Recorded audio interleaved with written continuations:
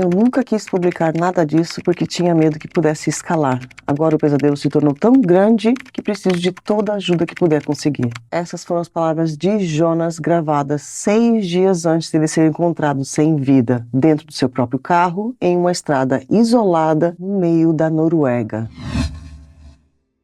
Oi pessoal, tudo bem com vocês? Meu nome é Gisele Ildes e sejam todos bem-vindos a mais um vídeo aqui do canal. Bom, antes de começar, já me dá aquele apoio, deixa o seu like, se inscreve aqui no canal também se você não for inscrito. Bom, a história que eu vou contar para vocês hoje é muito triste, tá? Ela aconteceu em 2023 na Noruega e é triste porque a vítima pediu ajuda de diversas formas, mas infelizmente ninguém escutou. Jonas Arseth Henriksen nasceu no dia 1º de abril de 1993 e no dia do crime ele tinha 30 anos e era empresário. Ele era dono da Henriksen Solutions, uma empresa focada em perfuração de poços e transporte de concreto. E ele também trabalhava ocasionalmente como motorista de reboque. O Jonas não era o tipo de homem que herdou muito dinheiro ou teve o caminho pavimentado por alguém. Ele trabalhou muito e por muitos anos para conseguir ter uma vida digna. No TikTok, ele usava o apelido de Lastebil Jonas, que em norueguês significa basicamente Jonas do caminhão. Os vídeos dele eram sobre a rotina de caminhoneiro, a estrada, o trabalho e os bastidores de uma empresa pequena tentando crescer. E era exatamente essa autenticidade que atraiu os seguidores. Mais de 50 mil pessoas acompanhavam a vida dele. A namorada dele se chama Pernille Anderson e ela era 2 anos mais nova que ele e os dois estavam juntos desde 2022, aproximadamente 1 ano antes do crime acontecer. A família de Jonas também era muito presente, os pais eram divorciados e ambos se casaram novamente depois do divórcio, e o Jonas se dava muito bem com a sua madrasta e com seu padrasto também. Pelo que as fontes descrevem, era uma família muito unida. Agora aqui entra um detalhe que vai ser muito importante durante todo esse vídeo aqui, tá? Bom, o Jonas, ele era ali então um TikToker, né? E ali no TikTok ele mostrava toda a sua rotina do trabalho. Ele fazia isso também porque, primeiro, que ele gostava muito de fazer, e segundo, porque aquilo ali também ajudava a própria empresa dele a crescer mais. Só que o problema dessa história toda aqui é que mostrar muito a sua rotina, o que você faz, o que você tem, as coisas que você conquista, também chamam a atenção de pessoas com mente criminosas, né? E foi isso realmente, não só isso, tá? Porque a motivação desse crime aqui é bárbara, tá? Eu vou contar isso para vocês depois, fica até o final do vídeo, porque isso aqui é muito chocante. Mas esse tipo de coisa atrai inveja, né, de outras pessoas. Bom, alguém começou então a perseguir o Jonas e a destruir o patrimônio que ele construiu. Uma série de ataques aconteceu e é importante falar que quando os ataques começaram, o Jonas imaginava que alguém queria prejudicar ele, mas ele não sabia quem era exatamente e por que estavam fazendo isso com ele. Bom, no dia 25 de julho de 2021, o primeiro ataque aconteceu. Alguém jogou um líquido inflamável contra um trailer estacionado na oficina do Jonas. O trailer pegou fogo e o prédio ao lado sofreu danos sérios. Aquilo não era um vandalismo aleatório, tá? Era uma mensagem. 2 meses depois, no dia 24 de setembro de 2021, um caminhão que o Jonas pretendia vender foi destruído por um incêndio criminoso. E em fevereiro de 2022, um terceiro incêndio destruiu um caminhão de grande porte que estava em regime de arrendamento mercantil. Esse caminhão também, ele pertencia e não pertencia à empresa do Jonas, tá? Porque tal desse arrendamento aí, tipo, a pessoa fica cuidando do caminhão, ela tem toda a responsabilidade financeira sobre aquele caminhão, só que aquele caminhão não é dela necessariamente. Cada um dos incêndios destruiu um pouquinho mais daquele patrimônio que ele tinha construído. Então foram 3 incêndios em um período de 7 meses, e todos esses ataques aconteceram na mesma cidade que era onde o Jonas morava e onde ficava a empresa dele. Todos esses incêndios aconteceram em Hønefoss. E tudo isso, é claro, que dificultou ainda mais a situação financeira da empresa do Jonas. E cada um desses incêndios, é claro, e outras coisas que vão acontecer também nesse meio período que eu já vou contar para vocês, o Jonas, um desses acontecimentos aí, o Jonas foi na delegacia e registrou ali um boletim de ocorrência. Só que nós temos um problema muito grande aqui, tá? Primeiro porque a polícia de lá, ela não ligou um incidente com o outro, um incêndio com o outro. Ela fez, tipo, investigações separadas. Fora isso também, o problema mais grave de todos é que sem prova nenhuma, isso é muito importante falar, tá? Quase que não teve investigação ali nesse caso, e a polícia já de cara falou, não, esse cara aí deve estar querendo, ele mesmo deve estar queimando seus próprios caminhões, seu próprio trailer e tudo isso, para conseguir o dinheiro do seguro. A polícia de lá abriu uma investigação de fraude de seguro contra o Jonas. Vamos lembrar que o Jonas era um homem extremamente trabalhador, batalhou a vida inteira para conseguir conquistar tudo que ele tinha. E ele foi tratado como criminoso sem nenhuma prova. Bom, todos esses casos de incêndio aí, a partir de um certo ponto, eles são arquivados por falta de provas. Mas a polícia, então, lá, eles meio que suspeitavam dele que ele estava ali queimando tudo, né?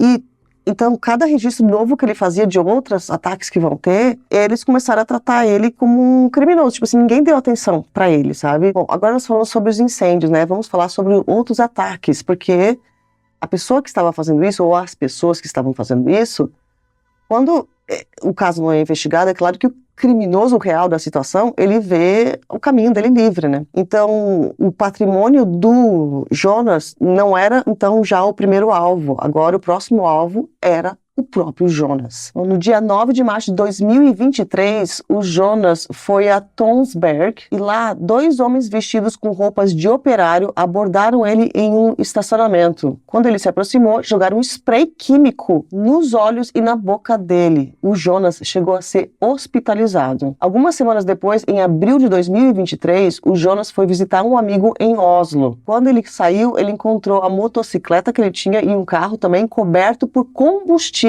Alguém tinha despejado ali o líquido inflamável nesses 2 veículos enquanto ele estava dentro do apartamento. Se o fogo tivesse pegado naquela área residencial densa ali, os vizinhos também poderiam ter sido atingidos. Em junho de 2023, pedaços de aços e vergalhões de metal foram arremessados pelas janelas da casa do Jonas e depois daquilo, o Jonas e a Pernille, que era a namorada dele, pararam de dormir naquele mesmo endereço. A namorada mais tarde contou que chegou um ponto em que qualquer barulho na rua provocaria uma reação imediata do Jonas. A madrasta também lembrou de uma noite em que um carro com um reboque passou por uma lombada na frente da casa e o Jonas pulou da cadeira e correu até a janela para ver o que era. Então ele vivia nesse desespero aí absoluto constantemente. Agora entra uma outra questão também que estava aterrorizando ali o Jonas.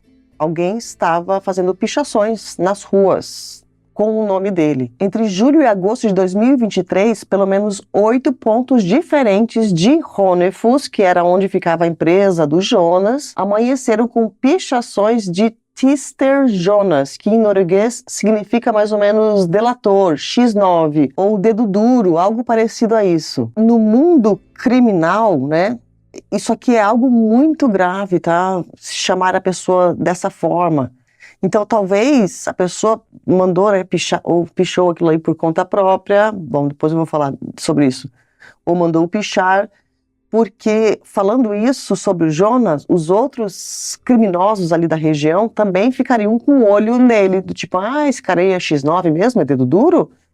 Então, né, a gente pode também fazer alguma coisa contra ele, tentando então colocar ali mais pessoas, né, para ficar contra o Jonas. Dispositivos de rastreamento GPS também foram encontrados escondidos no veículo do Jonas. A empresa dele também amanheceu várias vezes com os pneus dos automóveis furados. Agora, uma coisa muito importante desse caso aqui também são as câmeras de segurança que capturaram indivíduos mascarados perto da casa e da empresa do Jonas. O Jonas já não estava mais sendo aterrorizado de forma aleatória. Ele estava sendo monitorado, mapeado e cercado. Ao todo, entre julho de 2021 e agosto de 2023, o Jonas registrou 14 ocorrências na delegacia. Mas apesar de ter todos esses boletins de ocorrência aí, a polícia não estava fazendo nada. Porque vamos lembrar lá, desde o início dos incêndios, a polícia estava tratando o próprio Jonas como sendo o criminoso. Bom, nesse ponto aqui também, o próprio Jonas já entendeu que eles não iam investigar a situação. E o que ele fez? Ele decidiu então ir para as suas próprias redes sociais e falar sobre o assunto. E também ele procurou um podcast norueguês, que esse podcast ele faz muitos também casos criminais. E ele entrou em contato com a equipe do podcast 2 semanas antes do crime e falou, olha, está acontecendo tudo isso comigo, a polícia não está investigando, eu queria contar a minha história para vocês.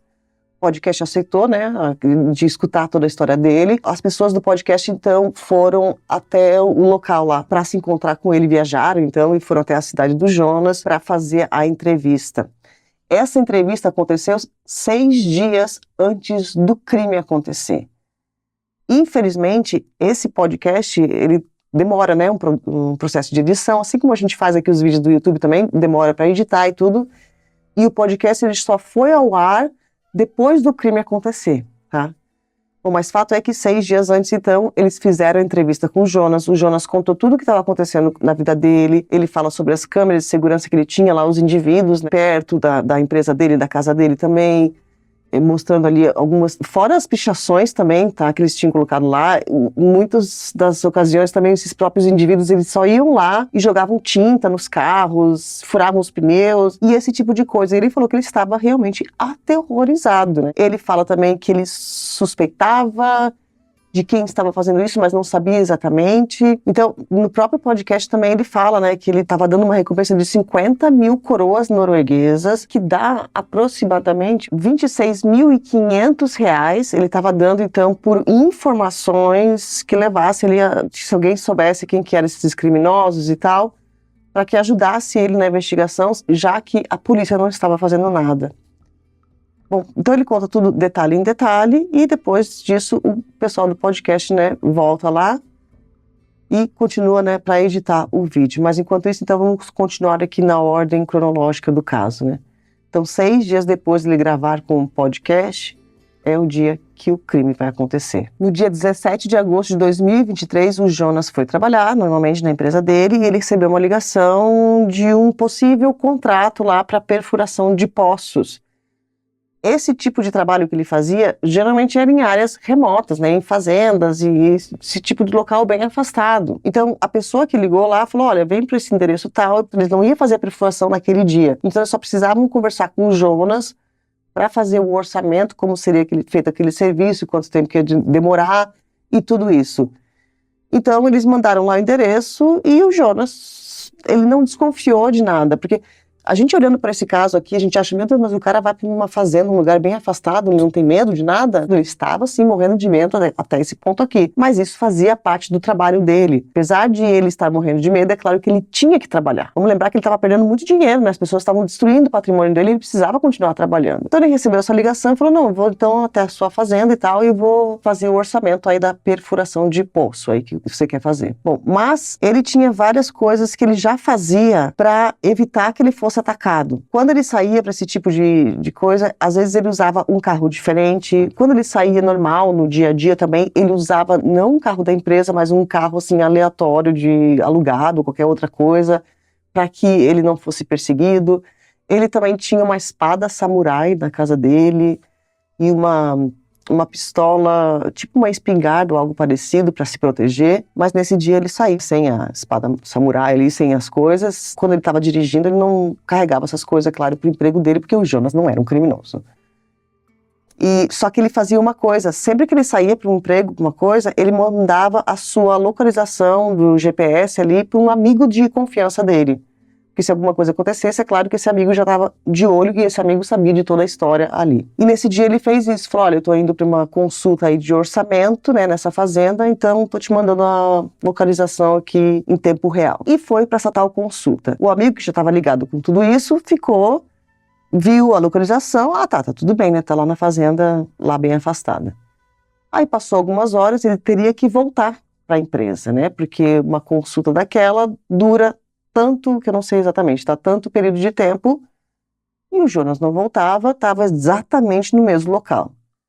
Esse amigo, então, desconfiado, obviamente, ele pega o seu próprio carro e vai até esse local. Isso já eram horas depois, tá? Quando ele chega nesse local, infelizmente, ele encontra, sim, ainda o Jonas lá. E o Jonas estava sem vida dentro da sua própria van. A van branca do Jonas estava parcialmente caída em uma vala à beira da estrada. O Jonas estava dentro do carro e ele tinha sido baleado diversas vezes. Aqui, nesse ponto, a investigação investigação da polícia finalmente inicia, mas tarde demais, né? Enquanto isso, o podcast publica a entrevista do Jonas, mas o trabalho do podcast não parou por aí. Depois do crime, o podcast também continuou investigando o caso de forma independente e eles chegaram a publicar trechos de uma conversa telefônica gravada com o principal suspeito de ter orquestrado tudo aquilo. O episódio do podcast se chamava O Possível Mandante. E pouco tempo depois dessa entrevista, o homem que organizou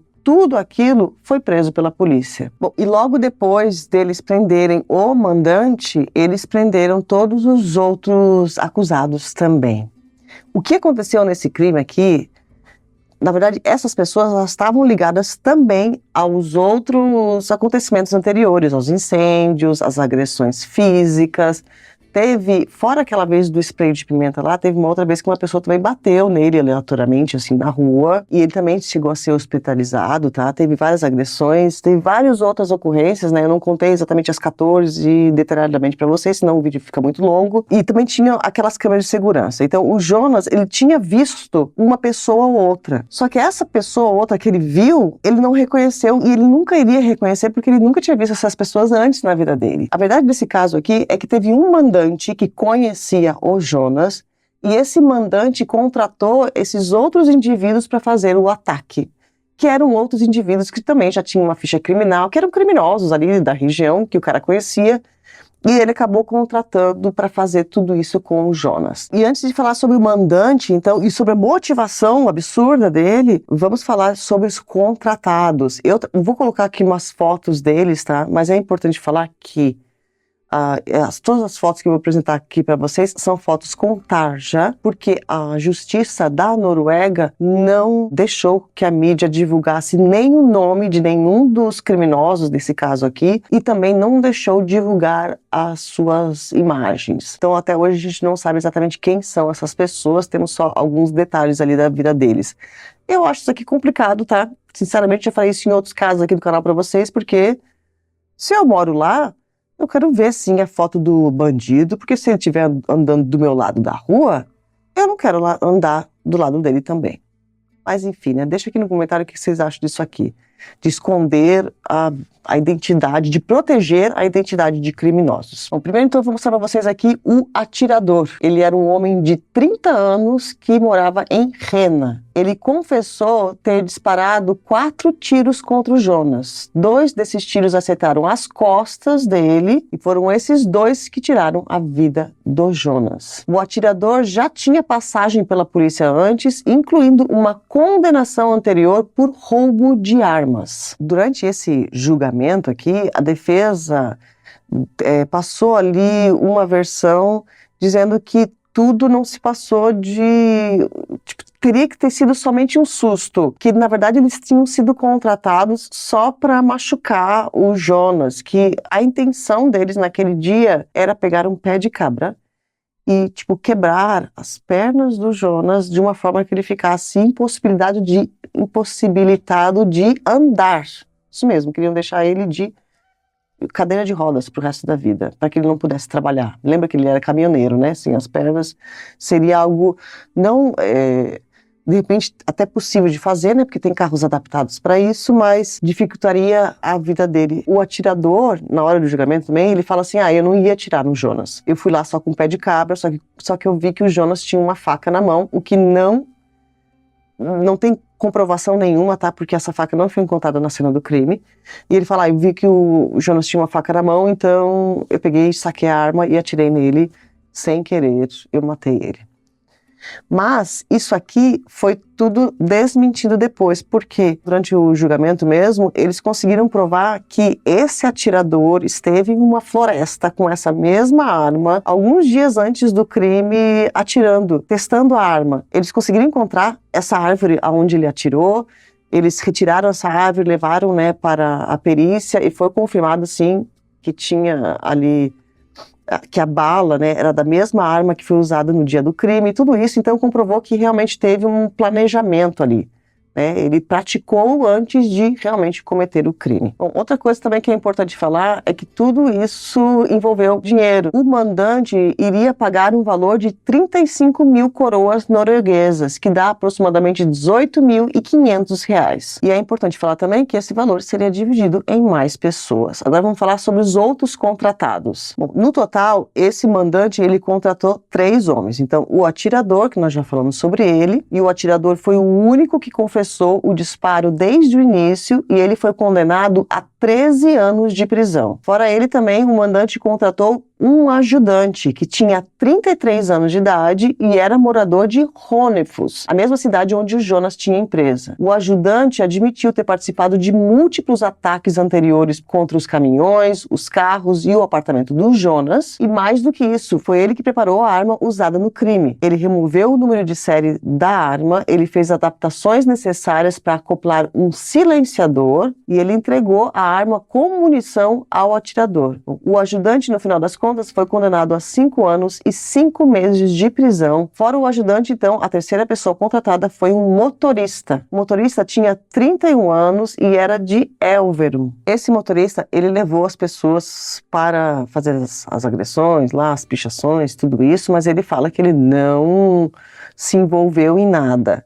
E outra coisa, esse motorista, ele não tem ligação direta com o dia do crime. No dia do crime, ele não estava presente lá. Tá? Tava só o atirador e o ajudante.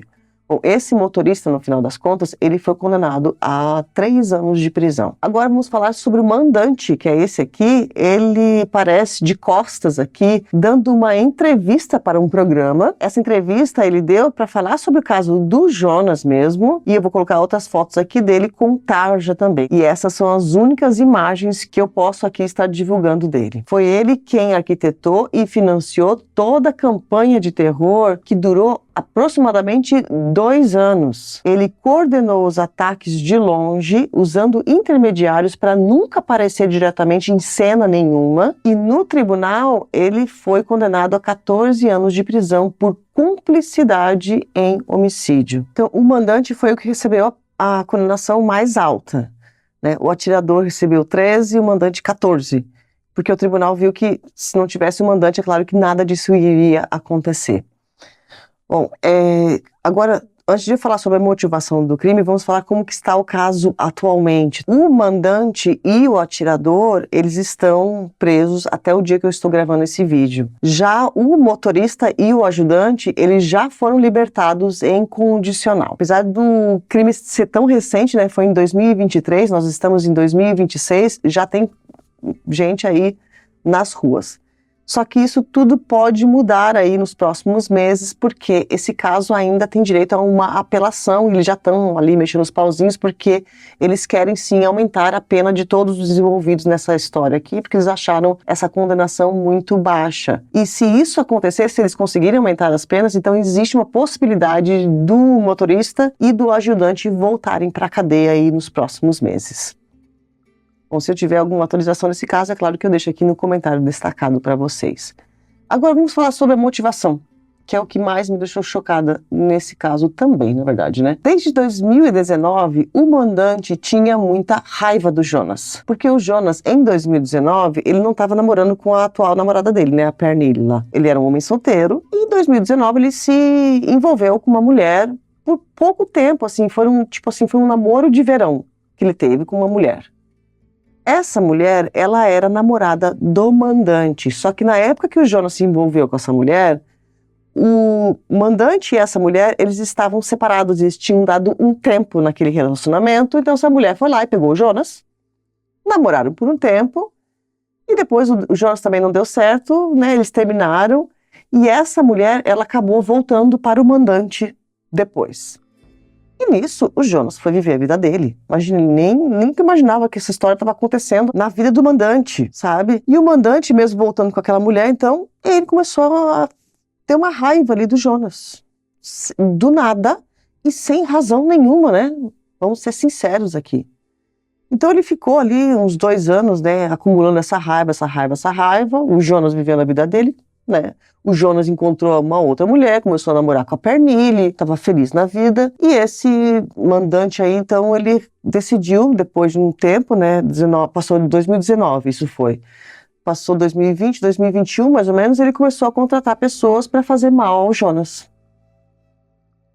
E essa foi a motivação do crime. Olha, gente, que absurdo isso aqui. E no tribunal ele admitiu tudo isso. Ele disse: eu estava com raiva e com ciúmes. E ele falou também: infelizmente eu tinha um rancor do Jonas e eu não gostava dele. Psiquiatras forenses que avaliaram o mandante durante o julgamento chegaram a uma conclusão que vai além do ciúme comum. No início, os peritos não identificaram patologia grave, mas conforme as semanas de audiência avançaram e o comportamento dele foi sendo observado de perto, a avaliação mudou. O diagnóstico final foi de transtorno de personalidade dissocial com traços narcisistas e psicopáticos. Sim, o cara era um psicopata e narcisista.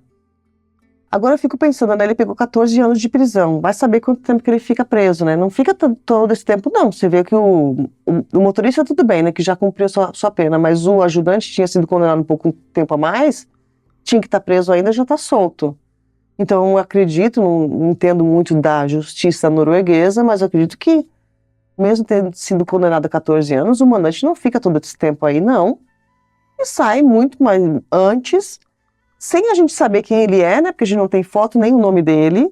E aí continua vivendo na vida, como né, na rua, lá de todo mundo, como se nada tivesse acontecido. Um cara psicopata e narcisista, diagnosticado já. Gravíssimo isso aqui.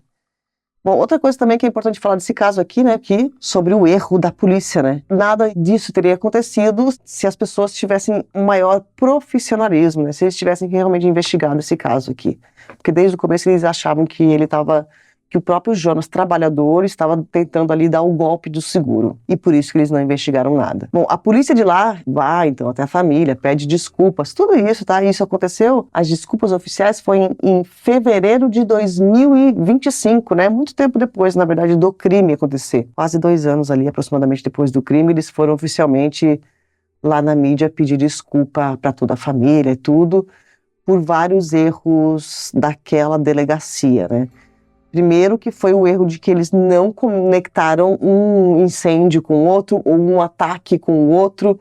Lembra que o Jonas tinha ali 14 boletins de ocorrência, nenhum deles estava ligado um com o outro. Se tivessem ligado, né, talvez essa investigação iria fluir mais. Outra coisa também é que eles já viram a própria vítima como um suspeito do próprio crime. Então, por ali, eles não investigaram. E vários outros erros ali, né? E foi isso, eles pediram desculpas para a família, infelizmente tarde demais, né? Fica aí, né? De quem que é a culpa realmente nesse caso aqui? Claro que o mandante, né? Um psicopata narcisista, mas... E a polícia, né?